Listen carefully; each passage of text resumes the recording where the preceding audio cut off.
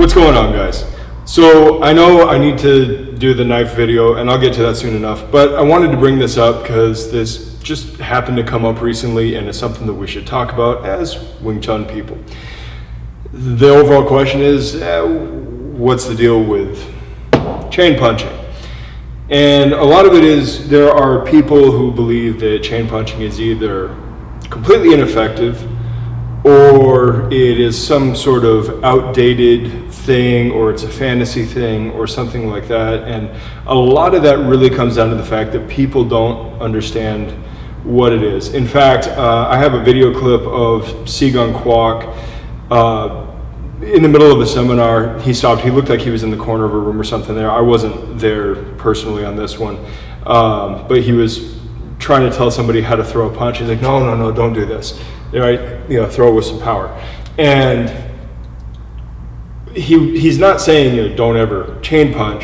What he's really getting at is the fact that we do understand that punching is a full body endeavor, every bit as much as overhead pressing or bench pressing or pushing a prowler or something like that is.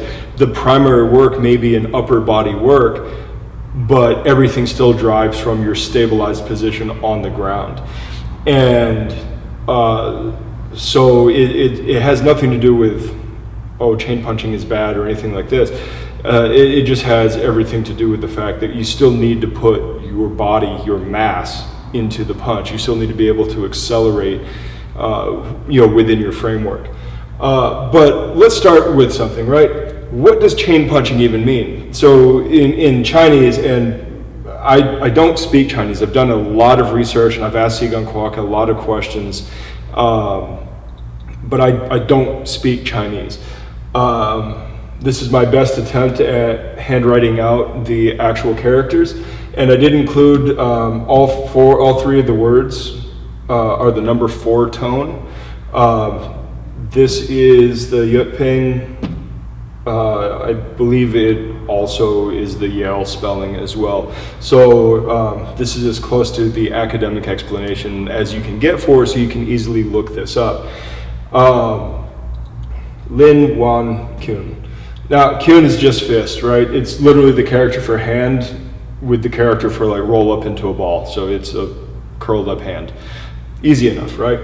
Waan is a ring, a loop, a hoop. Okay, so that's starting to sound like, like the chain punch idea. And then Lin means continuous, to join together, connect. So connected rings, fist. Makes sense, right? As far as this is concerned, though, when we see it at the end of Silim Tao and at the end of Chum Q, and we have very much put it at the end of Buji as well, although from what I've heard, Buji did not always have it at the end. What we don't see is this rapid fire, like I'm trying to just speed my way through this thing. What we generally see is kind of a broken timing, like a 1, 2, 3 kind of deal, or some variation on that. Not always, but often. It's never really this idea of maximum speed. What you're looking at doing is connecting the moves together. In fact, I would argue that the concept of the chain punch is possibly the earliest expression of the Faan Da or Sau principle that we talk about. Sigang Kwok has an entire article on his website about that. And again, the idea of that Sau or Faan Da, returning hand or returning hit, is the idea is that you don't stop at one move. In fact, we can see this in modern MMA, modern boxing, modern kickboxing.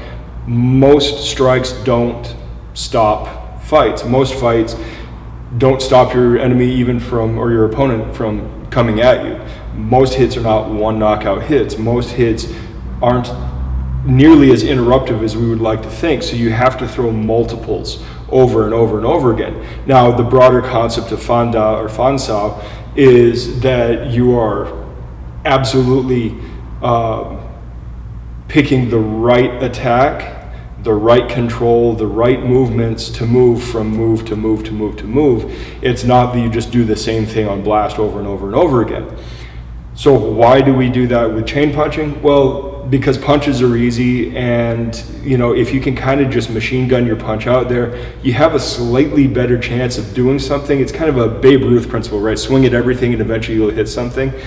And that's all. But we teach that to beginners. It's not the be all end all of punching. It's not even the ultimate expression of what we're doing. In fact, in sparring, where I find it to work the best is kind of as a can opener. It gets people to change their guards, it catches people off guard, and that allows me to set up a more lucrative, a more powerful strike that does something else. Chain punching by itself is not the most powerful by any means, or even the most efficient way to punch. I actually had somebody argue with me that it was the most efficient way of punching, and I'm still waiting for the evidence on that. But when we look at it in this context, what we're looking at really is just a tool for getting people to not stop at one punch, getting rid of this one hit, one kill mentality that we see in like the Japanese arts, especially karate. Of course, the karate guys adopted that from kendo, kenjutsu, that kind of thing. But the fact is, your punches simply aren't that capable. So you have to throw punches in bunches, as they say. Even Mike Tyson, which none of us want to get hit by, usually took more than one punch to knock a guy out. That's just how it is. It's the reason why throughout most of history, if you were going to hit somebody, you hit them with a weapon, not with your fist. With the exception of some of the cave paintings and the early scroll drawings and stuff that we see, we don't really see boxing systems start picking up until around the 1700s. Just hitting people with weapons, sticks and stones and sharp pointy things just works better if you're going to try to hit somebody. So that being the case, right, then we start having to wonder, what other things might chain punching be trying to teach us, right? Why do we not shift our weight when we chain punch? Well, again, at the end of Silam Tao, it's a non-moving form, right? In Wing Chun, generally speaking, the hands are more complex than what the legs are doing. So we're trying to get some competency in the hands before we try to start getting four limbs moving at once. If you've ever sat behind a drum kit, which I've only done once or twice, and I am not a drummer at all, it is very difficult to get all four limbs doing different things at different times. Even when you have a rhythm to follow, it's a very difficult thing. So when you break things piecemeal up and start stacking them over time, you get a better feel for how things work. But that's all, right? We can absolutely shift while we're chaining punches together. We can absolutely step while we're chaining punches together. The way the Wing Chun punch works, in fact, is a little bit more like an uppercut than it is like a straight, as we see in modern boxing. And this is just a little aside here, and I'm perhaps just ranting a little bit, but the punch is not like this up and over thing, which I think a lot of people think is what we're doing. We're like scraping downward, and this is not the case at all. Unless you watch Ip Chun, the older son, Ip Chun seems to have this downward kind of scrape with his punches, but pretty much everybody knows that Ip Chun was never a fighter and not even particularly interested in training, so he may just not care that much about it. The majority of Wing Chun folks understand that the punch is coming from a slightly lower position into a higher position. It has a rise to it, right? And you can see, right, if I'm throwing an uppercut, right, my elbow has to rise, correct? So when I throw a chain punch, my elbow is doing the same thing. I'm just extending the forearm out. Our punch operates in a similar manner, right? From a slightly lower to a slightly higher position. As far as this lower extended guard, that's just kind of bare knuckle boxing stuff. Keep in mind, Wing Chun was developed outside of ring sport and really developed before, gloved boxing was a thing, in the West and all of that. So you tended to have a lot more body shots, a lot more parrying based on weapon systems, because almost every boxing style is based on previous weapons knowledge, fencing knowledge. You know, so yes, maybe it feels a little bit antiquated, but I mean, even under Queensberry rules, modern boxing rules, Jack Dempsey was still using this kind of stuff. So, you know, you can make your arguments, but it does work. You just have to train it to make it work. Absolutely, though, this is crap and isn't going to do anything, and not putting your body into it is going to do nothing. Except be maybe a minor annoyance, right? But when you're throwing that slight line, what happens when I pull back, right? There's a slight lowering, and because I'm not passing exactly fist over fist, but more like wrist over wrist, as this is coming in, I get pretty much the same line going every time. And that way, it's hitting straight, right? It's just a different type of straight punch, and that slight lift does make it operate a little more like an uppercut. And for you Wing Chun people that are maybe having trouble getting power in your punches, start thinking of the punch like an uppercut. You're gonna have a huge difference. Also practice it with your shifting and your stepping and your body movement. Put your mass into it, because if you don't put your mass into it, you're absolutely just gonna be arm punching, which is like fly swatting. It's crap and it's not gonna do anything. But the fact is that we know that, and we have known that for a very long time.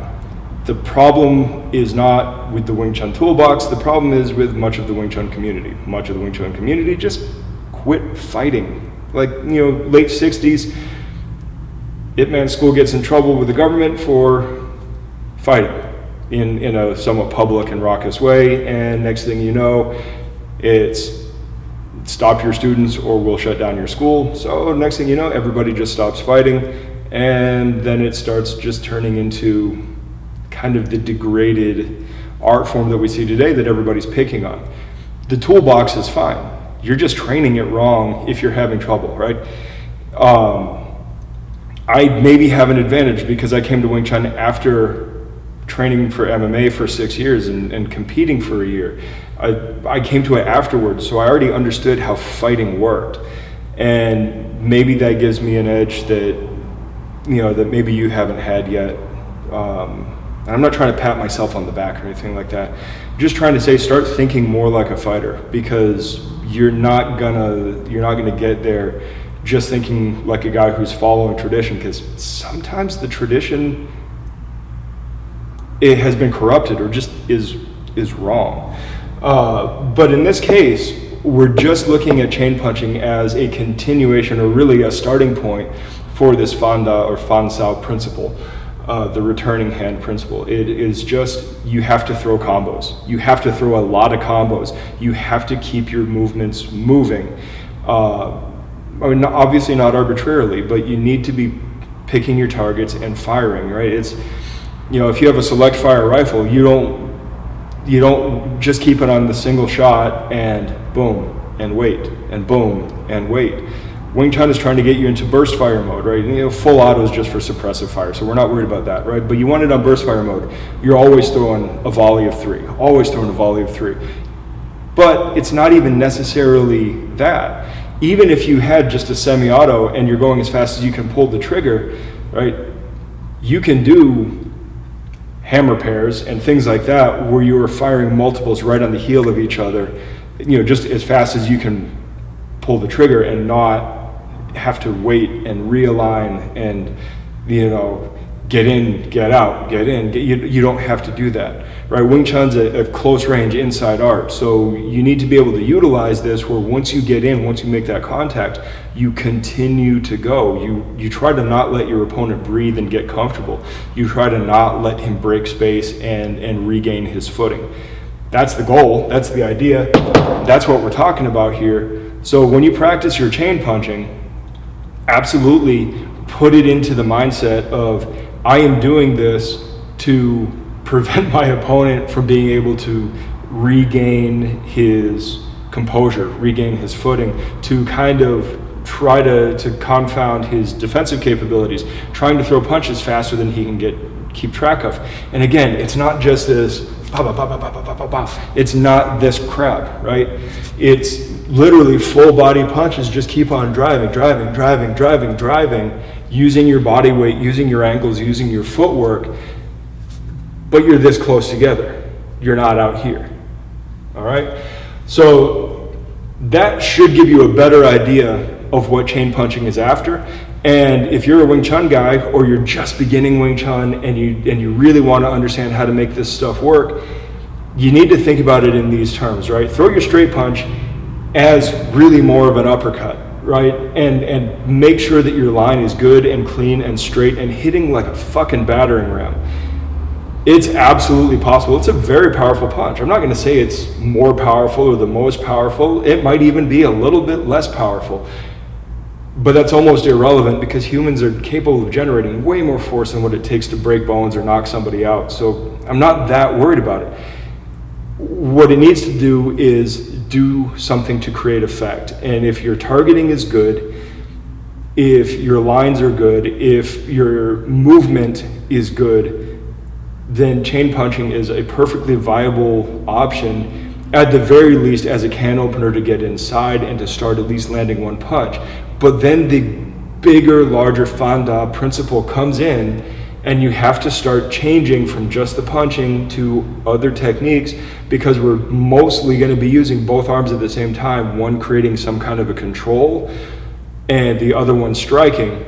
We're not just slugging. So you're going to have to start thinking about, all right, if I have both arms in motion, now if that one arm is spent from its attack, as it's coming back to home, can that be changed into a controlling movement, or at least a cover, right? And just keep on moving and moving and moving. And next thing you know, you've gone from chain punching to this massive realm of essentially unlimited combinations, because you understand how to link moves together.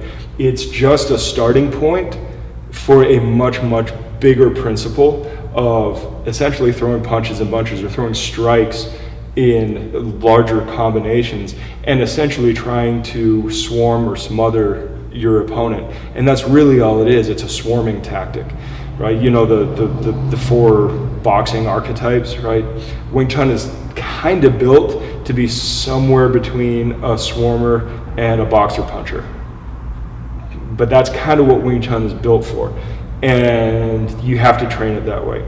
And one thing I always try to tell you guys is, you either have to train with fighters or train to be a fighter to really know that you know what you're doing is working.